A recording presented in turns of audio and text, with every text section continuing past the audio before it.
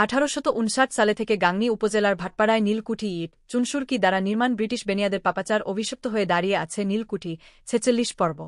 অধুনা বাংলাদেশ রাষ্ট্রের গাংনী উপজেলার সাহারবাটি ইউনিয়নের ভাটপাড়ায় অবস্থিত নীলকুঠি। গাংনী উপজেলা সদর থেকে সড়ক পথে দূরত্ব 7 কিমি। বাস, স্থানীয় যান টেম্পো লছিমন করিমন এর সাহায্যে 20 মিনিটে ভাটপাড়া নীলকুঠিতে পৌঁছানো যায়। মেহেরপুর জেলা শাসন ডিসি ইকোপার্ক প্রতিষ্ঠা করেন। ভাটপাড়া নীলকুঠিকে ঘিরে তৈরি ডিসি ইকোপার্কে আছে কৃত্রিম লেক, বিবি প্রাণীর ভার্জ, রজতঝর্ণা, খেলাধুলার সরঞ্জাম এবং ফুলের বাগান। 1859 সালে স্থাপিত ধ্বংস প্রায় এই নীলকুঠিটি ইট চুনসুরকি দ্বারা নির্মাণ করা হয়। এর ছাদ লোহার বিম ও ইটের টালি দিয়ে তৈরি। এই কুঠির পাশ দিয়ে বঝে গেছে কাজলা নদী। গাংনী উপজেলার উত্তর প্রান্ত ঘেঁষে ঐতিহাসিক কাজলা নদীর তীরে অবস্থিত জাতীয় জীবনের ও সভ্যতার স্মারক ভাটপাড়া নীলকুঠি, যা আজও ব্রিটিশ বেনিয়াদের নির্যাতনের সাক্ষী হয়ে দাঁড়িয়ে আছে।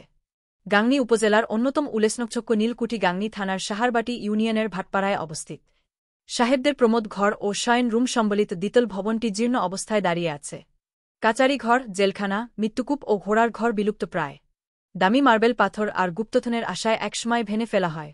এর রক্ষণাবেক্ষণের দায়িত্ব বর্তমানে সরকারের রাজস্ব বিভাগের ওপর ন্যস্ত। এরই মধ্যে ভবনের ইট ও পাথর চুরি হয়ে গেছে। দামি ও ফলদ বৃক্ষ হয়েছে নিধন। বাকি অংশে গড়ে উঠেছে আবাসন প্রকল্প। ধীরে ধীরে বেদখল হয়ে যাচ্ছে জায়গাজমি। কুটিরবন ও নীলগাছ আজও স্মরণ করিয়ে দেয় নীলকরদের অত্যাচার ও নির্যাতনের কথা। প্রচলিত আছে গভীর রাতে এখানে এসে দাঁড়ালে শোনা যায় নর্তকীদের নুপুরের আওয়াজ ও চাষিদের বুকফাটা আর্তনাদ। কালের সাক্ষী ভাটপাড়া কুটিবাড়িতে এখনও অনেক পর্যটক এলেও ধ্বংসাবশেষ দেখে হতাশ হয়েই ফিরতে হয়। এলাকাবাসীর দাবি, পরাধীনতার শিকলে বন্দী থাকাকালীন শোষক এবং শাসকদের নির্যাতনের নির্মম স্মৃতি বিজড়িত ঐতিহাসিক ভাটপাড়া নীলকুঠি সংরক্ষণে হতে পারে এক অনিন্দ্য সুন্দর দর্শনীয় স্থান। গড়ে তোলা যেতে পারে একটি পর্যটন কেন্দ্র।